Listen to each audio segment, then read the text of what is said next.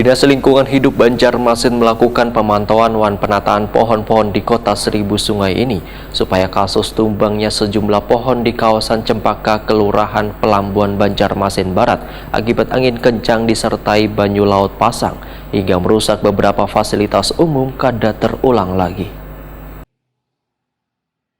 Dinas Lingkungan Hidup Banjarmasin melakukan pemantauan dan penataan pohon-pohon di kota Seribu Sungai ini supaya kasus tumbangnya sejumlah pohon di kawasan Cempaka, Kelurahan Pelambuan, Banjarmasin Barat akibat angin kencang disertai banyu laut pasang hingga merusak beberapa fasilitas umum kada terulang lagi. Kepala Dinas Lingkungan Hidup Banjarmasin Alip Yospahlo Poetakuni Prima TV Baisukan Sabtu 3 Desember 2022 memedahkan tumbangnya sejumlah pohon beberapa waktu lalu akibat beberapa faktor, mulai dari faktor cuaca panas wan hujan yang terjadi kada menentu serta banyu laut pasang hingga angin kencang. Sehingga untuk memastikan kejadian pohon tumbang ini kada semakin banyak, Dinas Lingkungan Hidup pun memberdayakan ribuan petugas pertamanan untuk menata atau merendahkan pohon-pohon. Pekerjaannya dilakukan wayah malam hari untuk menghindari terjadinya kemacetan arus lalu lintas. Sedangkan penataan perendahan pohon-pohon ini diutamakan bagi pohon yang berpotensi tumbang atau patah pada rantingnya hingga membahayakan bagi yang melintas di sekitar pohon tersebut.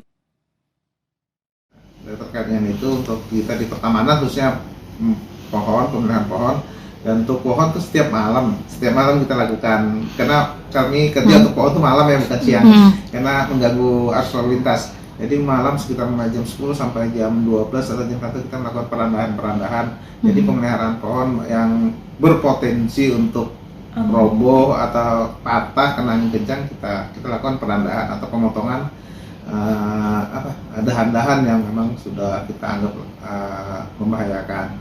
Dan itu kita lakukan hampir tiap malam. Dan berdasarkan data yang laporan kita terima ada sekitar 5 pohon kemarin ada tumbang yang kita lakukan.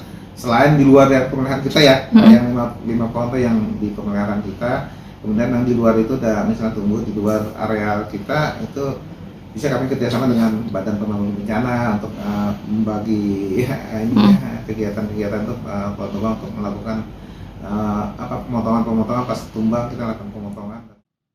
Alip Yospahlo menambahkan, ada beberapa titik kawasan yang pohonnya direndahkan, yaitu pohon-pohon tua yang kondisi rantingnya sangat lebat.